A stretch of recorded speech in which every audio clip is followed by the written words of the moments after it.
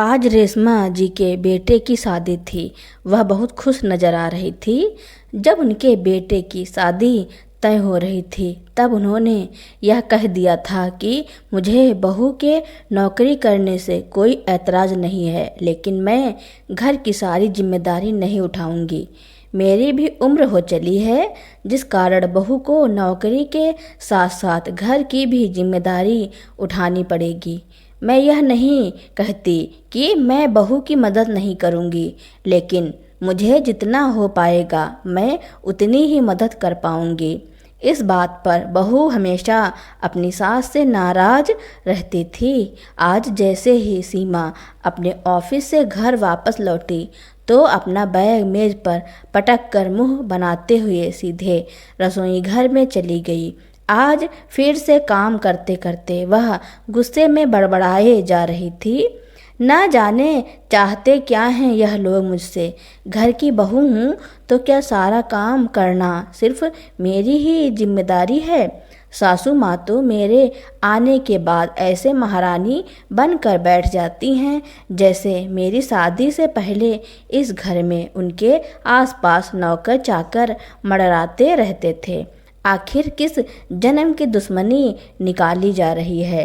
अरे मुझे तो यह सब समझ नहीं आता कि अगर मेरे साथ घर का थोड़ा बहुत काम करवा लेंगी तो कौन सा पहाड़ टूट पड़ेगा? क्या इनके हाथ पैर घिस जाएंगे? आखिर मैं भी तो इंसान हूँ। दिन भर ऑफिस का काम करके थकी हारी आती हूँ और घर आते ही रसोई के काम में जुट जाती हूँ। यहाँ तो सासू माँ को रामायण पढ़ने से फुर्सत नहीं है और कुछ नहीं सूझता तो सहेलियों संग टहलने निकल जाती हैं। बड़बड़ाते हुए सीमा बर्तन धोने लगी और एक के बाद एक बर्तन जोर जोर से पटकने लगी। रेशमा जी अपनी बहू के गुस्से का कारण भली भांति जानती थी, लेकिन उन्होंने कोई प्रतिक्रिया नहीं दी। आखिर वह भी कितनी देर तक काम करती? बहू के जाने के बाद सुबह से लेकर शाम तक घर गृहस्थी का सारा काम करते करते वह भी बुरी तरह थक जाती थी। इसलिए शाम के वक्त वह केवल अपने लिए ही कुछ समय निकाला करती थी। दरअसल आज के ज़माने की एक मॉडर्न लड़की थी सीमा। पढ़ी लिखी बहुत अच्छी थी। पढ़ लिख कर एक आत्मनिर्भर महिला बनना उसका सपना हुआ करता था। इसलिए जब उसकी पढ़ाई लिखाई समाप्त हुई तो उसने नौकरी के लिए आवेदन देना शुरू कर दिया। और जब रेशमा जी के बेटे रितेश के साथ उसका विवाह तय किया गया तो यह बात उसने सबके सामने स्पष्ट रूप से जाहिर कर दी कि विवाह हो जाने के बाद अगर कहीं अच्छी नौकरी मिली तो उसके नौकरी करने से किसी को कोई ऐतराज़ नहीं होना चाहिए। इस बात से रितेश को भी कोई परेशानी नहीं थी, ना ही रितेश के माता पिता को इससे कोई आपत्ति थी कि उनकी बहू नौकरी पेशा हो। बड़ी हंसी खुशी के साथ शादी की सभी रस्में पूरी हुई और आखिरकार सीमा इस घर में बहू बनकर आ गई। और अभी विवाह को 5 महीने ही हुए थे कि सीमा को एक अच्छी नौकरी मिल गई। सीमा नौकरी लगने से बहुत खुश थी, लेकिन रेशमा जी ने सब परिवार वालों के सम्मुख एक बात स्पष्ट तौर पर कह दी कि बहू के नौकरी करने से मुझे कोई ऐतराज़ नहीं है, परंतु अब घर का कार्यभार अकेले संभाल पाना भी मेरे बस की बात नहीं है। इसलिए बहू को घर के कामों में भी हाथ बटाना होगा। रेशमा जी की इन बातों को सुनकर परिवार के सभी लोग आश्चर्यचकित रह गए और सीमा को तो जैसे काटो तो खून नहीं। फिर रितेश ने कहा, माँ आप तो जानती हैं कि सीमा को यह नौकरी कितनी मुश्किल से मिली है। हमें आपसे यह उम्मीद तो नहीं थी। तो रेशमा जी ने कहा, बेटा मेरे कहने का यह मतलब नहीं है कि घर का सारा काम बहू को ही करना होगा। मैं तो केवल इतना ही कहना चाहती हूँ कि मेरी अपनी भी कुछ सीमाएं हैं। उम्र बढ़ने के साथ साथ मेरी कार्य क्षमता भी धीरे धीरे कम हो रही है, इसलिए पूरे दिन का काम तो मुझसे नहीं हो पाएगा। हाँ, जितना बन पड़ेगा उतना ज़रूर करूँगी। इधर सीमा अपने सपनों के साथ कोई समझौता नहीं करना चाहती थी, इसलिए उसने घर की साफ सफाई और पोछा झाड़ू के लिए तो एक काम वाली बाई लगा ली, लेकिन बहू की अनुपस्थिति में घर का बाकी का सारा काम उसकी सास रेशमा जी को ही करना पड़ता था। परंतु उसके घर लौटने के बाद उसकी सासू माँ कोई काम न करके अपने लिए ही समय निकालती थी, इसलिए शाम के बाकी का सारा काम सीमा को ही करना पड़ता था और इस बात से उसे बहुत परेशानी होती थी। अपनी सासू माँ का थोड़ी देर के लिए आराम करना, बाहर टहलने निकल जाना या फिर टीवी पर फेवरेट सीरियल देखना उसे बहुत अखरता था। जब भी सीमा अपनी माँ को फ़ोन लगाती तो हर बार अपनी सासू माँ की बुराई करने लगती। अपनी माँ से बात करके मन का सारा गुब्बार हल्का कर लिया करती थी। समय धीरे धीरे बीतने लगा। अब उसकी शादी के 2 वर्ष होने को आए थे। आज सीमा के छोटे भाई के विवाह का दिन था। उसकी भाभी भी बहुत अच्छी खासी पढ़ी लिखी थी और नौकरी करती थी। बहू को घर में लेकर आने के साथ ही सीमा की माँ ने उसे लाड़ प्यार जताते हुए सबके सामने कह दिया कि मैं तो अपनी बहू को बेटी की तरह ही रखूंगी और एक माँ की तरह प्यार करूंगी। बहू घर में लाने का यह मतलब बिल्कुल नहीं होता कि सास सारे काम छोड़कर हाथ पर हाथ धर कर बैठ जाएं और बहू के सर पर ही सारी जिम्मेदारी दे दें। आखिर बहुएं भी तो इंसान होती हैं। अब वह बेचारी नौकरी करेगी या घर का काम, मैं तो अपनी बहू को पूरी छूट दूंगी। बहू के सिर पर हाथ रखकर उसे प्यार से सहलाते हुए सीमा की माँ ने कहा। तो अपनी माँ के ऐसे विचार सुनकर सीमा बहुत प्रभावित हो गई और अपनी माँ की सोच पर गर्व करने लगी। फिर मुंह बनाते हुए सोचने लगी कि काश मेरा भी भाग्य मेरी भाभी के जैसा होता, मेरी सास भी मुझे समझ पाती। लेकिन मेरी किस्मत इतनी अच्छी कहाँ, मुझे तो बस अपनी सास के हुक्म के अनुसार चलना है। और यहाँ देखो मेरी माँ कितने खुले विचारों वाली है। शादी के बाद अगले दिन से ही सीमा की भाभी ने नौकरी पर जाना शुरू कर दिया। सीमा की माँ भी अपनी बहू की हर सुख सुविधा का ख्याल रखती थी। बहू के तैयार होने से पहले ही सुबह सुबह सारा खाना बनाकर रख देती, अपने बेटे और बहू का टिफ़िन पैक करके देती और उसके नौकरी से लौटने के बाद भी सारा काम स्वयं ही करती। अपनी सास का इतना प्यार देखकर सीमा की भाभी को भी बहुत अच्छा लगता। आए दिन अपनी सासू माँ से अपनी मनपसंद चीज़ें बनवाने की फरमाइश करती थी और सीमा की माँ भी उसकी हर फरमाइश को बड़े प्यार और मनुहार से पूरा करती।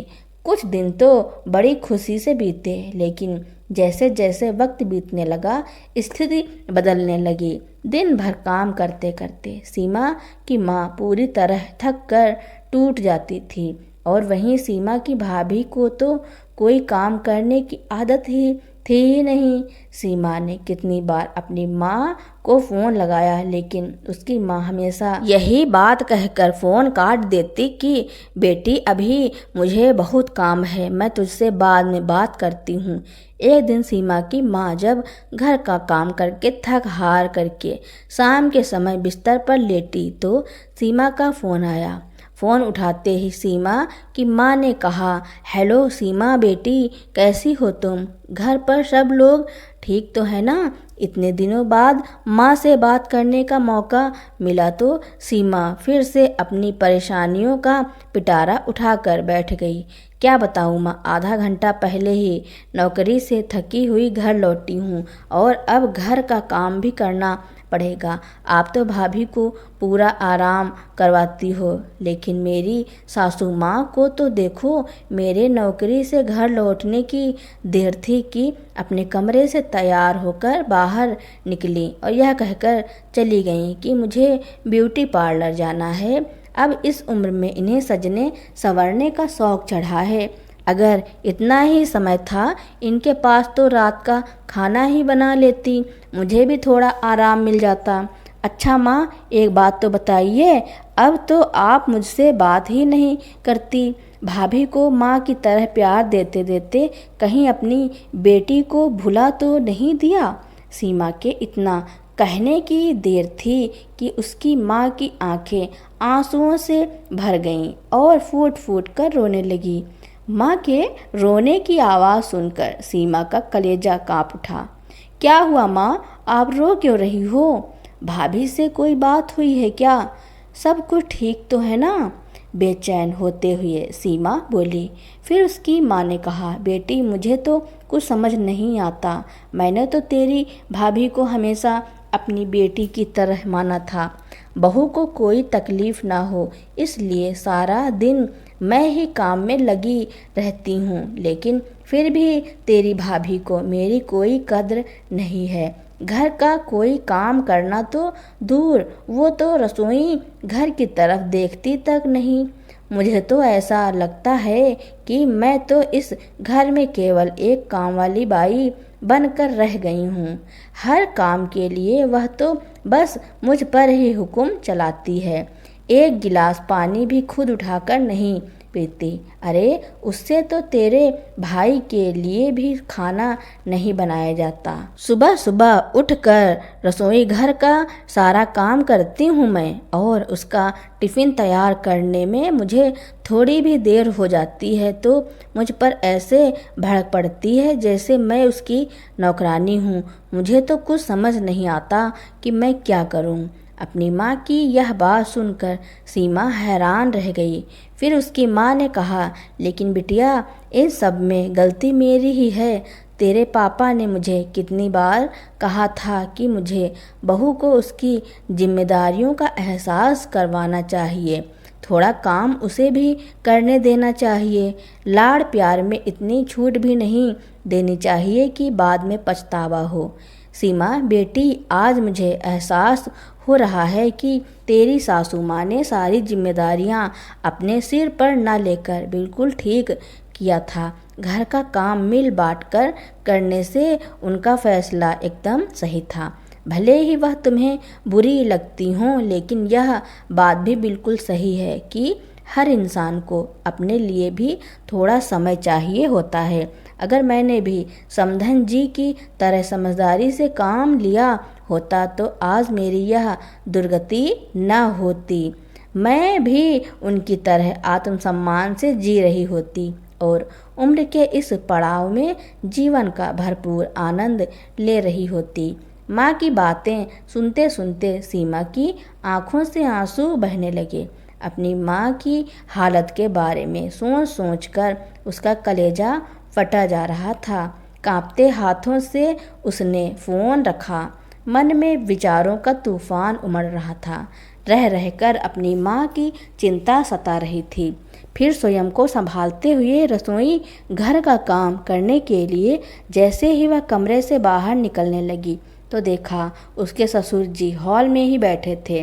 तभी उसकी सासू माँ भी ब्यूटी पार्लर से वापस आई तो ससुर जी मुस्कुराकर चुटकी लेते हुए बोले, अरे भाग्यवान, अब तुम्हारी उम्र हो चुकी है और अब इस उम्र में तुम्हें ब्यूटी पार्लर जाने की क्या सूझी। तभी रेशमा जी हंसते हुए बोली, अरे आपको कैसे पता चला कि मैं ब्यूटी पार्लर गई थी? लो, क्या मैं नहीं जानता कि तुम्हारे बालों की सफ़ेदी अचानक कहाँ गायब हो गई? लेकिन एक बात तो बताइए रेशमा जी, अब इस बुढ़ापे में सच समझ कर क्या करोगी? फिर रेशमा जी मुस्कुराते हुए बोली, अरे मेरा दिल किया तो चली गई ब्यूटी पार्लर। जानते हैं, सजने संवरने का शौक तो मुझे पहले भी था, लेकिन सारी उम्र घर की जिम्मेदारी में ही उलझ कर निकल गई। अच्छा, तो बुढ़ापे में अब आप अपने शौक पूरे करने चली हैं? उनके पति ने फिर से उन्हें चिढ़ाते हुए कहा। तो रेशमा जी बोली, किसने कहा कि बुढ़ापे में अपने शौक पूरे नहीं किए जा सकते? अरे, यही नज़रिया तो बदलने की ज़रूरत है। उम्र का हर पड़ाव एक नया अनुभव, नई चुनौतियां और नई ख्वाहिशें लेकर आता है, परंतु ज़िंदगी के हर पड़ाव में हमें तो बस ज़िंदगी का मज़ा लेना चाहिए। अरे हाँ, एक बात तो मैं आपसे कहना ही भूल गई। कल से पास वाले पार्क में योगा क्लासेस शुरू होने जा रही हैं, रेशमा जी ने कहा। तो उनके पति बोले, अच्छा जी, तो अब हमारी श्रीमती जी योगा क्लासेस भी अटेंड करने वाली हैं। फिर रेशमा जी ने कहा, जी हाँ, और मैं अकेली नहीं, हम दोनों। और फिर अपने पति के पेट पर हल्की सी थपकी देकर उन्हें छेड़ते हुए कहने लगी, देखिए तो तोंद बढ़ती जा रही है आपकी, और ऐसे में मैं फिट दिखूंगी तो लोग आपका ही मजाक बनाएंगे। यह बातें करते हुए वे दोनों हंस पड़े।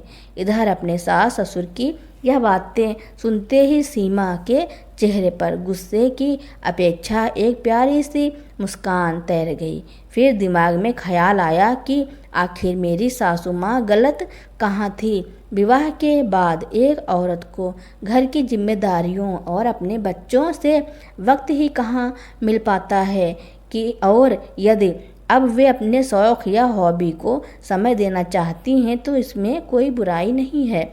आखिर उन्हें भी तो दुनिया की ताज़ी हवा के झोंकों का स्पर्श पाने का अधिकार है। इस उम्र में भी आनंद से जीने का अधिकार है। अब सीमा को रह रहकर अपनी माँ की फिक्र होने लगी थी कि माँ भाई की शादी के समय यह सब ना कहा होता तो आज बात कुछ और ही होती। लेकिन सीमा की माँ ने तो अपने ही पैर पर कुल्हाड़ी मार ली थी। उधर दूसरी तरफ सीमा को अपनी सास के इस फैसले पर गर्व महसूस हो रहा था, क्योंकि उन्होंने पहले ही सब कुछ क्लियर कर दिया था। तो दोस्तों, सीमा की सास ने अपनी बहू से जो कहा उसके बारे में आपका क्या कहना है, और यह स्टोरी आपको कैसी लगी कमेंट में ज़रूर लिखना। मेरी स्टोरी सुनने के लिए आपका बहुत बहुत धन्यवाद। ऐसी ही नई नई स्टोरियाँ सुनने के लिए मेरे चैनल को लाइक, कमेंट, शेयर, सब्सक्राइब एवं बेल आइकन का बटन दबाना ना भूलना, ताकि मेरी नई नई स्टोरियाँ आप तक पहले ही पहुँचती रहें।